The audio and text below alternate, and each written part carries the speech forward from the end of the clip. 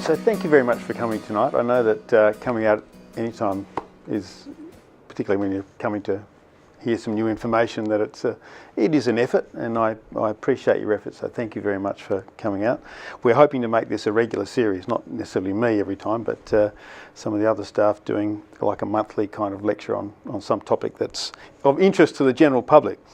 So this area is the brain, and about your brain and about looking after your brain.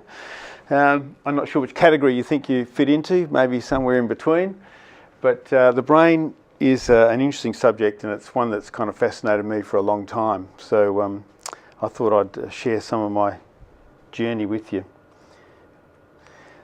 The brain is the most important organ you have, ironically, according to the brain. But the brain is about 80% water. It uses about 20% of your energy and 20% of your oxygen. It's a very interesting little structure. When I did neuroanatomy, sadly we didn't have it nicely coloured like that. It makes life a lot easier. What I will just point out, I mean, all that's probably from your point of view irrelevant, but these little ridges here are called gyri, and the little valleys in between are called sulci. And if you took the whole brain and you opened it out, well, all those folds, it'd be about a square metre. So it's got a reasonable sized kind of cortex. The brain's really kind of three brains. You've got your brain stem, and you've got your kind of midbrain. Then around that there's another brain. We call that the neocortex. Then around that you've got the cortex. And the cortex is really kind of what makes us human. This brain often gets called the reptilian brain because it's the most basic. It has all those kind of instinctual structures in it that, where we respond out of instinct. The fear, fight and flight response, and all those sort of things come out of this kind of reptilian brain because it's about our survival. It's the part of the brain that keeps us breathing and all those sorts of things that we don't think about or worry about. This brain is often called the mammalian brain, the mammal brain, and it's the one that is evolutionarily closer to us. And then we, humans, we've got this outer cortex, and the cortex is a pretty amazing structure. It's basically made up of neurons. And what are neurons? The neuron is the cell of the brain. It's what gives the brain its power. Most of the grey matter, although you saw that shot with the brain having all these different colours, it has two basic colours, that's white and grey. The grey structures are these things here. They're the neuron, the body of the neuron. Most of the white that you see is the axon. It's the extended bit that runs down, carrying information from the neuron to the axon terminals here, which then discharge information to the next cell that it bumps into. They don't really attach, they come close, and then chemicals go between those axon terminals to the dendrites of the next cell. And it's a chemical transfer. It doesn't actually physically touch. So everything that happens in our brain is about chemistry and electrics. So these cells that you see running along the tail of the axon there, they're called Schwann cells. Mostly they form when the baby is kind of developing. Only very few come out already with that axon, that Schwann cell sheath. And that sheath actually helps the speed of the signal that runs down to the next axon. So it speeds up the relay mechanism, if you like. It's it's like current Telstra versus NBN Telstra. So that's the NBN. That's the quicker variety. At birth we have 100 billion neurons, maybe more, maybe slightly less, but about 100 billion neurons. At one stage in the fetus development, it's producing 250,000 new brain cells per minute, which is extraordinary. But only a few have pathways or neural connections at this stage. And most of those connections are they're about instinct. They're not about, they're reflexes. They're not really thinking patterns or processes. Connections and pathways are created by environmental stimuli and established by repetition. There's a great neuroscientist back in the 50s and 60s, Marianne Diamond. No relation, but she was quite extraordinary in the work that she did. And one of the things that she did with rats was, she had rats in an environment where they had poor food, no stimulation. They were kept very solitary, and those rats' brains were smaller than the rats that had lots of stimulation, lots of toys to play with. They were in a social environment, they were fed well, and they actually had way bigger brains, about 2/3 the size of the rats that didn't have that sort of stimulation. And we know that now from our children. When babies and children are in school and that sort of stuff, the more stimulation they have, the more connections their brain makes, the bigger their brains actually are. And start them at 3 years old. Yes, well, yeah. Basically, when they're born, they should be getting, some form of stimulation. And it also begs the question about in cultures where they are impoverished or they're born into a famine or those sorts of situations, the ability for their brain to develop, particularly in those early years, is severely curtailed. And so it's no wonder that, later on they have learning difficulties and other problems. So you get these connections made by stimulation. Then over time, as we get older, the connections that aren't made, the neurons that don't make new connections, are actually pruned. The brain actually gets rid of them, and that's part of what should happen, but it's also part of the problem, and we'll get to that. So from 0 to 3, we have 1,000 trillion connections formed. So to give you some idea of that, with 100 billion neurons is the number of stars in our galaxy, the Milky Way. 1,000 trillion connections is more than the number of stars in the entire universe. Now, to put that in some sort of context, I remember watching this show on the Cosmos once, and the guy was talking about the fact that the stars in our universe, if you took every grain of sand on every beach in the world, you would have approximately the number of stars in our universe. Now you think about it. You're sitting down at Cot Beach next time. Take a handful of sand and run it through your fingers, and just look at all the grains of sand running through there. Then look down Cot Beach at all the sand that's sitting on Cot Beach, and then think of that beach right around Australia, let alone the world.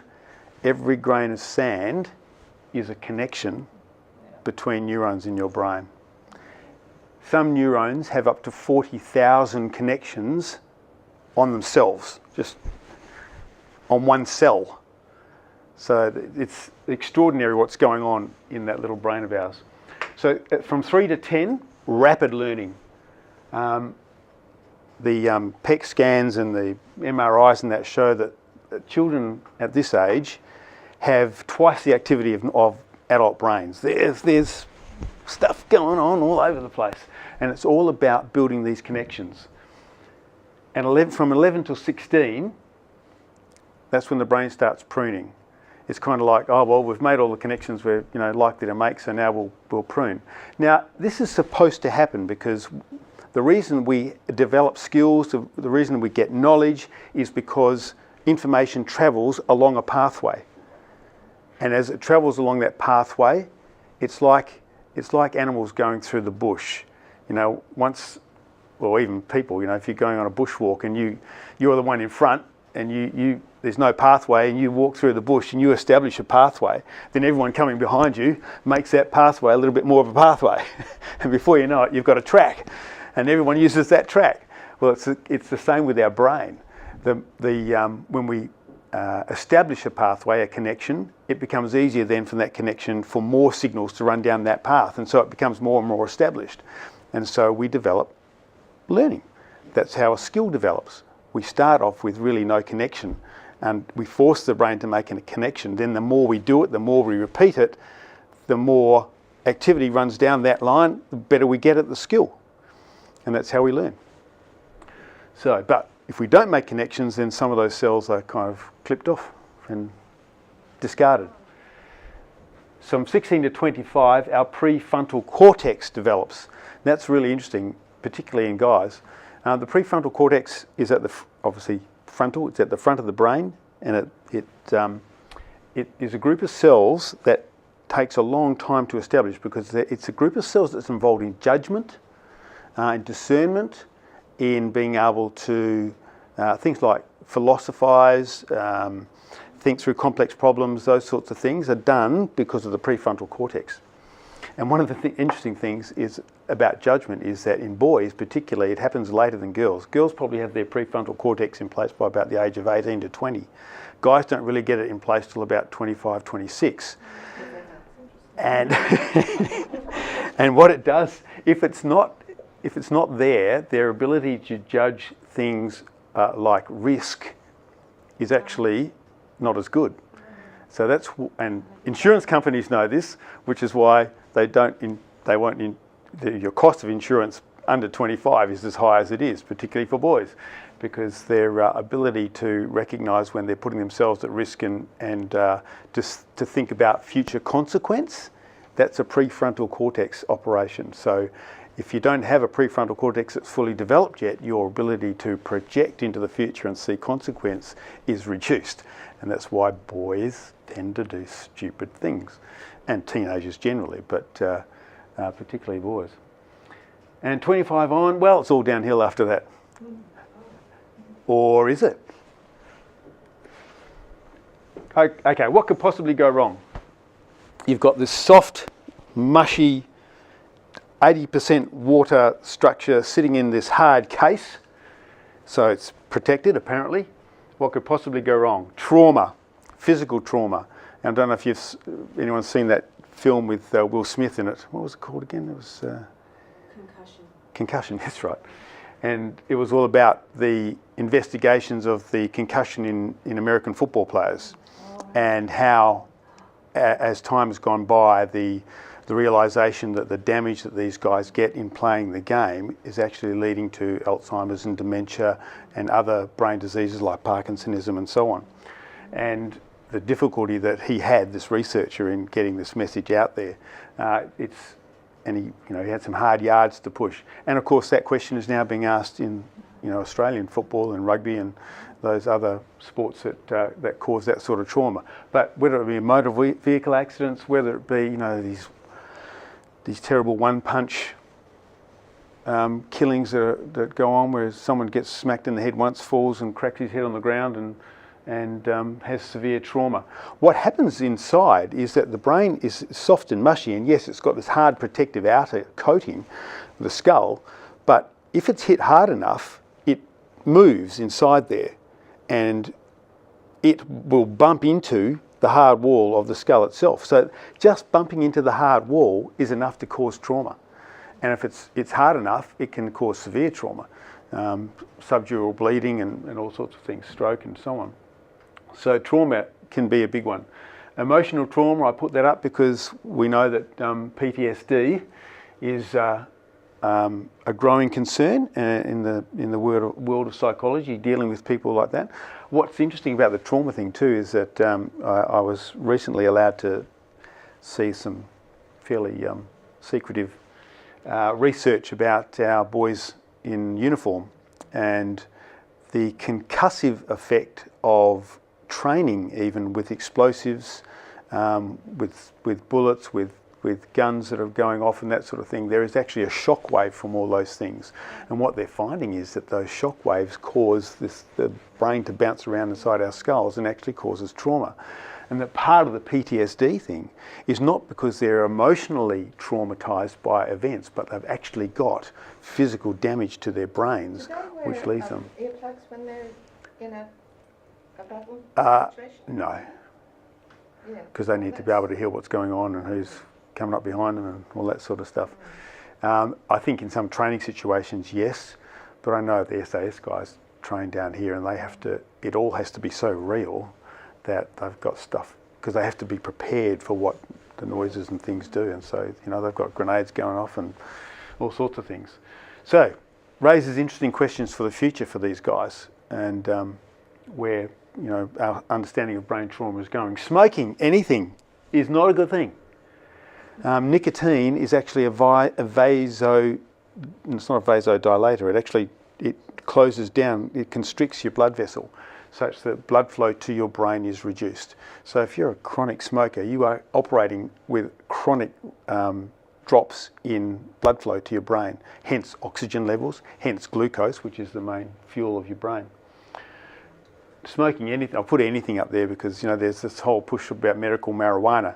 Now, I'm not against medical marijuana. I think we get morphine from heroin, for goodness sake. So there's some positives to be gained by understanding the chemicals involved that do help. But people think that they can smoke something and have that smoke in their lungs and it not affect their brain and other organs. You're away with the fairies. Drugs and alcohol alters brain function, sometimes permanently. What's really interesting with the drug research, one of the interesting things, particularly for we over 50s, is that what they're finding is that marijuana, now the active ingredient in marijuana is THC, which is stored in the glial cells of your brain. The glial cells are fat cells in your brain. It's got to mix through your brain. And what it appears is that this chemical is actually taken up by the fat cells. So even if you stopped using marijuana, say in your early 20s, it leaches out of the fat cells for the rest of your life, basically. So it continues to operate and continues to affect you. The result is that one of the research papers, this was out of South Australia, has established a link between the higher than usual development of depression, bipolar and schizophrenic disorders in people over 50 and have tracked it back to their marijuana use 25 years ago, 30 years ago, even when they only did it for a short period and gave up. So, there are consequences for everything that we do, really, and particularly when we play around with chemicals and alcohol. The other thing is that the really interesting thing is amphetamines. And amphetamines is the scourge at the moment. The way amphetamines work is that, like, you have a neuron, and it has a little tail. It looks more like a sperm than a neuron, but anyway. And we'll give him some legs. And so what happens is amphetamines, you have in your neuron, you have a store of a hormone called serotonin. Serotonin and dopamine are kind of the drugs in your brain or the chemicals in your brain that give you pleasure. And what happens is if you do something pleasurable, you have a nice meal, you hug a friend, you make love, whatever, you get a release of some serotonin, and it floats out here and it goes to the other, floats around and goes to the other neurons, and when it hits them, you have this pleasure sensation. What amphetamines do is instead of it just leaking a little bit of serotonin, the damn wall breaks and you get all the serotonin from the cell gets released in one massive hit. But not just one cell, your whole brain does that. So you get this massive wash of serotonin. So people get this amazing high experience that is incredibly pleasurable, apparently. I've never done it. So immediately they go, wow, that was amazing. Let's do that again. But what amphetamines do is they damage, because what happens is the serotonin that's released out here has to be put back into that little reservoir. What amphetamines do is they damage the mechanism that puts the serotonin back. So not as much serotonin gets put back in the reservoir. So the next time they take a pill, they don't get as big a hit. They say with amphetamines that the biggest and best hit you get is the first one. And then you spend your life chasing that. Yeah, exactly.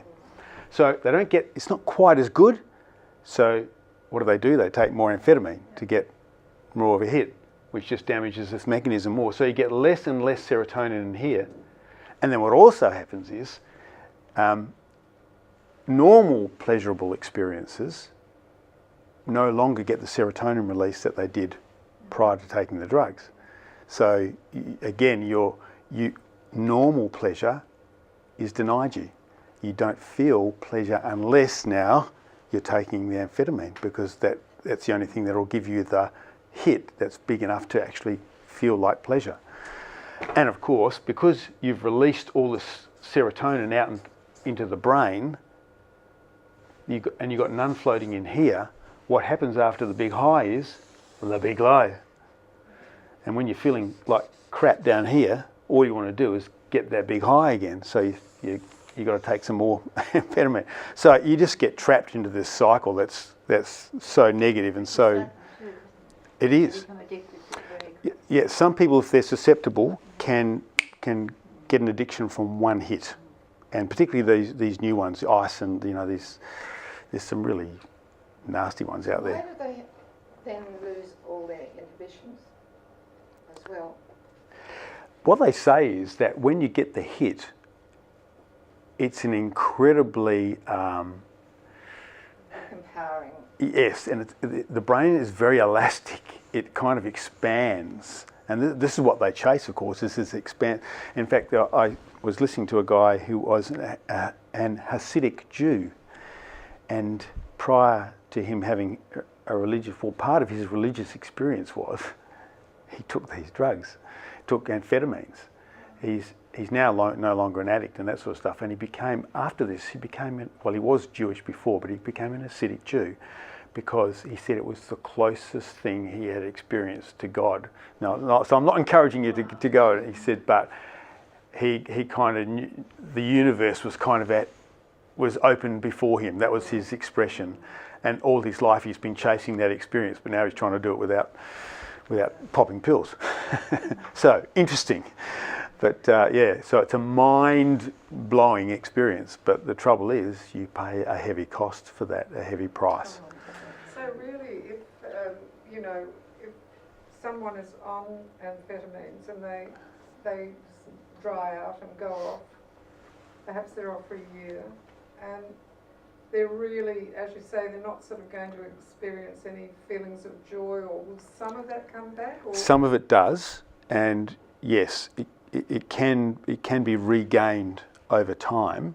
Sometimes it's permanently damaged, and they will sit in, or they can end up being suffering some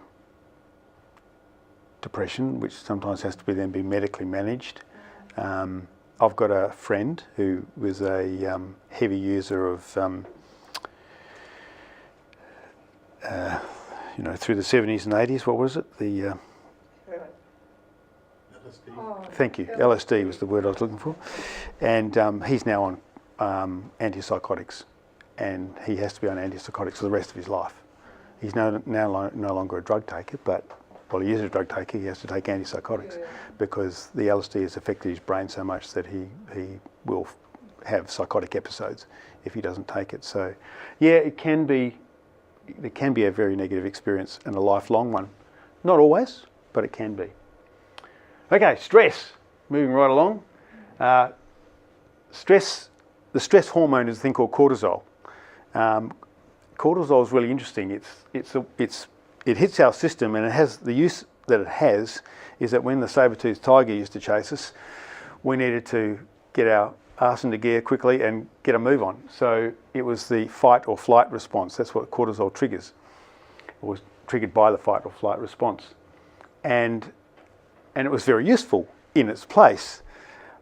But in our day and age, of course, we are so bombarded with information, with negative news, with stressful situations, whether you're driving to work or all these situations which were isolated events in our history are now daily events for a lot of people.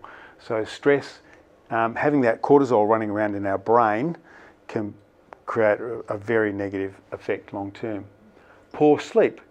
We know that the brain is healthiest when you get 7 or 8 hours sleep a night. If you're having poor sleep, it actually affects your brain function, and we'll talk a little bit about that later on. Diet. If your diet's poor, particularly if it's rich in saturated fats, sugar, well, those two really, you won't have a brain that's functioning very well. Disease and mental illness. If you take into account some of those up there, that'll probably prevent some of the disease and the opportunity for mental illness. But with even the best diets and the best lifestyles, people still develop diseases and mental illness. So we can't rule that out. And our old favourite, ageing. There is a normal and a natural process of ageing in our cells, in our brain. So how do we protect and prevent? Like my little body armour there. It's really good. Trauma, we can wear helmets, but in course American football, what they've found is wearing helmets actually made things worse, because people turned themselves into human missiles because they felt more protected. So the tackling actually got harder and harsher, and more injuries occurred because these guys had these supposedly protective helmets. And at the moment, there's not a lot of evidence to suggest, say in AFL football and in rugby, where they wear the soft helmets, that actually makes a difference. But for the want of doing something, that's what they're kind of offering. Emotional trauma, I put avoid. Question mark, question mark, question mark. Yeah, exactly. Yeah. And again, I guess it's about having somehow a healthful psychology. Smoking, stop. Seriously, stop. Drugs and alcohol, stop. Any mind-altering substance can affect our brain function, often permanently. Alcohol in small doses may be beneficial. This is interesting and somewhat contentious, but particularly red wine, because red wine is packed with resveratrol, which is a very powerful antioxidant. And what they've found that 1 to 2 glasses a day actually has a beneficial effect on the brain. We like it. After you drink that much, though, the beneficial effects deteriorate very quickly. so it's not an excuse to drink a bottle a day or whatever. But and we've all have seen or you've probably seen the brain scans of alcoholics, and the deterioration in brain size, the number of links, number of connections reduces, the size of the neuron actually reduces, and the sulci, the valleys between the hills, they become wider. So means there's less matter in there. So alcohol, not a good thing to pickle your brain. Stress. Well, you could avoid it, but probably the only people that avoid it really well are people in Karrakatta. So that was a little joke there. So it's more about managing it. Meditation, breathe, and self-talk, and I'll talk a little bit about that in a minute. Medication, look, sometimes it just has to be medicated, because to give people a foothold in normal functioning, sometimes that has to happen. But it's obviously, if you can avoid it, you can. Sleep for 6 to 8 hours, and diet, eat well, but not too much. And why do I say that? So, for most of us, we've been around the world for a while, and whether we like it or not, we've probably copped some injury. Some of us may have smoked. I'm sure probably some of us have drunk a bit, and sometimes a bit too much. We've all got reasons why the prevention. You feel free to stand up, mate, if you want to. Yeah, even walk around the back. Keep it moving. So Malcolm and I are doing a bit of work at the moment. So this is a little joke, but for us, it's more about, okay, how do we repair and restore? So let's move on. Neurogenesis. This is the buzzword these days. You've all heard about brain plasticity. So when I was first trained, we were taught that by the age of 3, every child's brain was at its maximum. That was the number of nerves that we had and the number of brain cells, and that it was all done and dusted. It was all downhill after the age of 3. We now know that's rubbish. That your brain actually never stops having the ability to produce new cells. So new cells is neurogenesis. What is the major stimulus of neurogenesis? Physical exercise. Funnily enough, what physical exercise does is it stimulates a chemical called brain-derived neurotrophic factor, and that is the chemical that stimulates new cells in your brain. And when the cells are there, new cells last for about 3 to 4 weeks. But if you don't make connections with those new cells over that 3 to 4 week period, they up and disappear on us. So we always have the potential to make new cells, but we need to work on keeping them there. How do we do that? Mental exercise. So our connections are made to these cells by working our brains. One of the most powerful ways of doing that, social interaction. Funnily enough, when we relate to other people, particularly in large social situations, clubs and sports clubs and things like that, we, in our interacting, we ask questions, people talk to us, we've got to think about a response. Social interaction is a really crucial and dynamic part of building new connections with those new neurons that we've created. So you can see marrying up physical exercise and social interaction, things like gyms or exercise classes or yoga classes or Tai Chi classes or those sorts of things, combine the best of both worlds. You're getting this physical exercise, which is stimulating new cells, and you're also getting the social interaction at the same time. I couldn't encourage you to do that more highly. Diet, again, eating a diet that's rich in fruit and vegetables with all those nice things that go with it, and low in fat, low in simple carbs, and sleep. Okay, physical exercise. Any? Yes. Basically, any exercise has the ability to produce new cells. But there are a couple of exercise patterns, if you like, or exercise methods that actually produce the best results. One of the ones is high intensity training. So what this is when you train for maybe a shorter period of time, but at intervals in your short period of training, you go hard. And the whole thing about going hard is really interesting. So if any of you have seen Michael Mosley's show, you can Google Michael Mosley, The Truth About Exercise it's called. And at the end of the show, he talks a lot about this high intensity training and what it does for you. So I do it. I use a cycle, not a road bike, but a training bike and an exercise bike. And I will only ride for about 12 minutes, but every 3 minutes for about 30 seconds, I go as hard as I can. Then I just drop back down, I just roll my legs over and let everything settle down again. And weirdly, it seems that this spiking your heart rate up and then dropping it down again, then going gently to your recover, spiking it up again, dropping it down, going gently, spiking it up, has a major effect on the mitochondria, the kind of, they're the energy machine, they're the motor inside your cells. And research has shown it improves your skin, by the way, and particularly as we're aging. It also improves brain function, because the mitochondria, this energy component of the cell of your brain, your axons and your neurons, are massively improved when you do this high intensity training. So it doesn't matter what, and you can do it walking. You know, if you like to go for a walk, every few minutes, go hard for 30 seconds, or make sure along the way you've got hills that you can go hard up the hill. Spike your heart rate up and then drop it down again. Really great effect. Weights, this was interesting. I don't know if you saw it in the media last week, where this study came out where they were, now normally, you know, if we had a group, more older group, senior group, doing some weights training, you'd start off with nice gentle weights and you'd probably keep them at fairly modest weights. What this study did was it pushed, people were doing weights who were 80% of their maximum.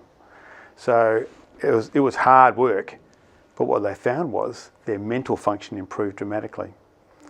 Cognitive function improved, memory improved, even those suffering mild dementia were improved. Really, really interesting.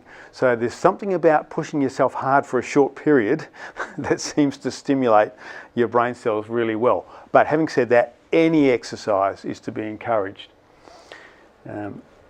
Mental exercise, new skills, what they found is new learning. So learning a musical instrument, learning a new language, taking up computers if you've never haven't been into them. Anything that kind of will tax you mentally is actually really great for producing those new connections with those neurons you've created with your exercise. Reading, great thing. Using your imagination, taking concepts, all that sort of stuff. That's all about establishing new pathways. Synthesize. What does that mean? Thinking time, Mr. Music. I remember there was it Bob Dyer's Pick a Box or one of those shows used to have a... Showing your age. Yeah, I am, I know. I can remember that. But how when the contestant had thinking time about, deciding about whether he was going to go on or whatever, and the commentator would say, "I will have some thinking time, Mr. Music," and he'd sit there and the music would play in the background. Synthesization is about stepping back and allowing new information to be synthesized. This is what happens when you sleep, by the way. Your brain synthesizes new information. In fact, one of the studies that they did was with uni students, and they took, they'd all receive a lecture, and a certain percentage of them would go away and they'd have a nap for 20 minutes. Those kids in the study, they found that they retained much more information. They were able to regurgitate it 6 weeks later. They're, all that sort of stuff. So it actually improves your ability for your brain to take new information in, synthesize it with the other information that you already got in your brain and improve that. Meditation and prayer. There's so much information coming out about this at the moment, and the information is just getting bigger and bigger and bigger. And if you're interested in, I think a great method for doing a 15-minute meditation, if you go online and look up this guy, Vishen Lakhiani, the 15-minute mind hack, and you can get a great little 15-minute meditation that he does. And so, it's not woo-woo, and you're not sitting in a corner humming mantras. It's actually a little bit different from that, but it's I think a really great way to kind of take the concept of meditation into your life. But again, that seems to be about synthesization. It's about giving your brain time to incorporate new information, and just having sort of a period of quiet in your life is actually really important for your brain's function. Laughter. Really great way to get more serotonin and dopamine into your brain, which is really healthy for your brain when you've got lots of that sort of stuff. And even when you're not laughing at something, even if you force yourself to laugh, I don't know if you see laughter classes where people get together and they just laugh, and it's very infectious.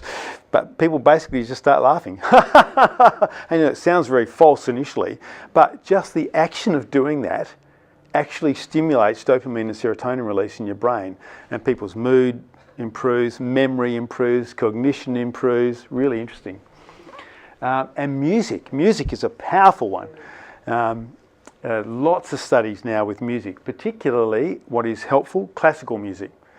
In fact, one of them they call the Mozart effect, is what it's called. When you play Mozart, particularly when you're learning new information, you actually learn better. Memory is retained better. You regurgitate that information better down the track. Pretty good on railway stations too. Probably calms everybody down. It affects the amount of violence that happens on the railway station. Interesting. Very interesting. The effect was lost, by the way, when they did the study with rap and heavy metal. Yeah. They didn't have the same effects. But classical music, Baroque music, that sort of stuff, very helpful for brain function. And good music that you enjoy is also very helpful.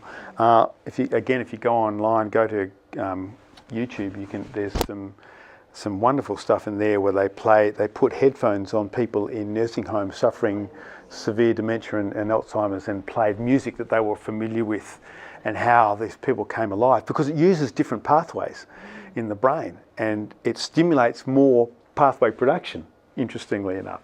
So wonderful stuff to see. Get them up to do ballroom dancing. That was a wonderful program they did on television with them, and they can dance. Yep. And when you think about it, it's exercise, and it's movement, and it's socialisation, and it's again all those healthy things for creating healthy brains. Social interaction. Nothing new here, probably, but as we get older, probably the tendency is that we let our social interactions go. You know, we get comfortable, we get lazy, we get in front of the TV and all that sort of stuff. But in fact, it's actually more important as we get older to establish these these interactions because of the way our brain works. You know, and I don't know if you believe in a higher power or something, but it all seems very interesting to me that we have this need to be socially connected. You know, no man is an island, as the quote goes. So family and friends, to make sure we maintain our links to family and friends. Church and religious associations, there's actually research that shows that people in church situations, particularly very community-based churches, have healthier brains, and they have lower risks of dementia and Alzheimer's, and lower risks of all sorts of other health problems. Really interesting. So I put philosophical, political and passions, getting into situations where you have to converse and relate to people about the things that are important to you. That's what stimulates those connections. When you're you know, if you're having a debate with someone about a political, we don't say, oh no, don't talk about religion, don't talk about politics. But those sorts of stimulating things that fire us up are actually really good for our brains. So, clubs and hobbies, you know, book club, men's shed, sport, dance, all those sorts of things are so great for our brains, and we should all be encouraged to be a part of something. Diet, I'll run through this quickly just so I don't keep you here all night. Hydrate. Keep your water levels up because your brain is massively water, or massive water content. Intermittent caloric restriction. This is another very interesting one. What they've found is fasting is really good for your brain. Again, if you look at some of Michael Mosley's stuff on YouTube, he's just following the research, but the research shows that when we have intermittent fasting or when we eat less as a whole, it really stimulates fantastic brain function, neurogenesis. You have less risk of about 5 or 6 different cancers. It's been linked to longevity. Rats and mice that they've given restricted diets to last in life longer. It's like their body is stimulated to last longer. It improves cognitive function. All that sort of stuff. So intermittent fasting, even the 5 and 2, which is the one Michael Mosley pushes, is really helpful from a weight control point of view, but it also does a whole lot of other health things. Lowers your risk of diabetes. In fact, he's moved on. He's got another book called 800 Calories, which is about limiting your intake each day to 800 calories, and it turns around diabetes type 2 and all that sort of stuff. Really, really positive stuff. And the rest is you probably know this anyway, but less red meat, that seems to be in the research. More fish and chicken, fruit and veggies, and healthy gut flora. 2 other organs that have brain cells, neurons in them, your heart and your gut. Very interesting. You know, when we say, you know, it was a real kick in the guts when this happened to me, you know, we feel stuff there emotionally. Oh, it broke my heart. Oh, let's have a heart-to-heart. What's happening is actually, in fact, there's 47 more times connection between your heart, like your heart feeding information to your brain, than your brain feeding to your heart. Wow. Yeah, really, really interesting stuff. And your gut is the same. Sorry for interrupting. Sorry. That's fascinating. It is fascinating. Did they know that for long? Not for long, no, but it's out there at the moment. It's really interesting stuff, which is why they think some people who have heart transplants end up with memories. New memories from people and the memories came from the people they got the hearts from. Yeah, weird stuff. Really, really interesting stuff. So yeah, your heart and your gut have brain cells. So there's a strong connection. And what's very interesting is that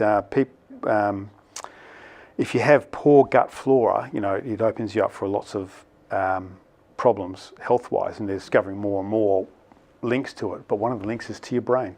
If you've got healthy gut flora, you have more better improved cognitive abilities, less risk of Alzheimer's and other dementias. So really interesting. That's probably too much for now. But so what else must I do? Challenge the status quo. What's really interesting for your brain is our natural thing is that our brain establishes these familiar pathways. And it needs to do that because, you know, the 4 ways of learning, you have unconscious incompetence, which means you don't know what you don't know. You have conscious incompetence, which means that you know you've got to learn something because you don't know something. You have conscious competence, which means you've got to the point where you can do it, but you've got to think about it. Then you have unconscious competence. So you think about how you drove a car initially. Initially you got in that car, you said, oh, I don't know, what does all this stuff do? I wouldn't have a clue. And then you drove with, you know, white knuckles and you're conscious of your own incompetence. That improved to the level where you were pretty good at driving, but you had to concentrate really hard. And now you drive, you're conscious of the rest of the world. You're not even aware of what you're doing mechanically. So that's our learning process, and that's because the brain has established this pathway, which is now automatic. Yeah. Now the trouble with that is we've got to challenge that, because the brain is lazy and it will rely on all these established pathways and not build new pathways unless we make it. So there's lots of little games that people can do like this, you know, swap your knife and fork around, try and write left-handed, do stuff that is familiar in an unfamiliar way. So really challenge your brain, because your brain suddenly wakes up and, what's he doing? What's he doing? What do you mean he's got the thing in the other hand? You know, I do it every time I drive my wife's car, because I've got a European car and she's got a Japanese car. So the wipers and the indicators are always on the. So every time I get in her car, of course, I'm flicking on the wipers when I want to turn the indicator and all that sort of stuff. And my brain's going, what the hell is going on? And this isn't, you know, because I'm getting out of this automatic functioning. So we need to do stuff that makes our brain wake up and take notice and start doing stuff. So make the familiar unfamiliar, make the unfamiliar familiar. Tax yourself, do what is difficult, and the difficult becomes doable. But what do we tend to do is we get a little bit like, oh, it's too hard. That musical instrument, no, forget it. So we make a few weak attempts and then we give it away because it all becomes too hard. It does take us longer. You know, past about 45, learning processes they're not lost, they're just slowed down. It may take us longer, but we can get to that same point. So don't give up, keep going.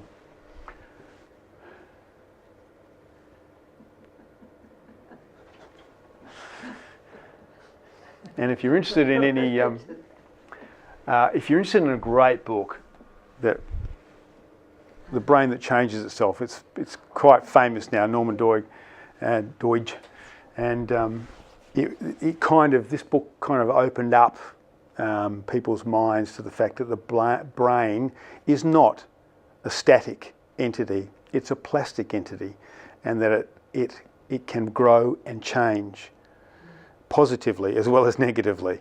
And reading his book is fascinating. So if you get the chance to read that, please do.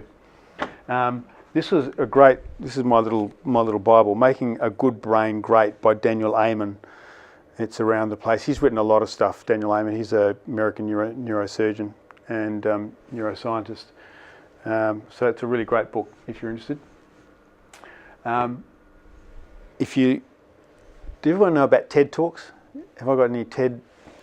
I love TED. TED started about 30 years ago, and it was a conference in the US. It lasted over about 3 days, and in the TED Talks, they invited people who were experts in their field from all over the world. It's about 3 sessions a day, about 4 people speak each session. And then over that 3 days, you heard people speaking every subject under the sun you can imagine, and fascinating stuff. But of course, they recorded them. Now, of course, they're all available online. And then what happened was at TED, the conferences spread all over the world. They call them TEDx. So their conferences run under the guidance of the TED organisation, but they run all over the world. Perth had one about 2 weeks ago, and they had one before that about 2 years before that. And they're fascinating things because you get people who are experts in their field. You name a field, there's, whether it be the arts, whether it be science, whether it be philanthropy, whether it be you name it. They're fascinating. I get addicted. If I start watching, I just see my wife's nodding, rolling her eyes. But there's some great TED Talks out there. Jill Bolt Taylor, she was a neuroscientist who had a stroke in her 50s, early 50s, and she recounts what she did to build her brain back. Michael Muzinovich, Growing Evidence of Brain Plasticity, that's just about this overwhelming amount of evidence now about how plastic the brain is and what we can do about it. Barbara Arrowsmith-Young, Changing Your Brain, that's another TEDx. Sandra Chapman, 7 Secrets to Supercharge Your Brain, she's great, Sandra Chapman. Wendy Suzuki, she's got one on exercise in the brain, which is also great to watch. So if you're interested in any of those, please feel free to write them down. But that brings me to the end of our talk, folks. Thank you very much for coming along and putting up with me. It went on a little bit longer than I anticipated, but thank you. Thanks, everybody.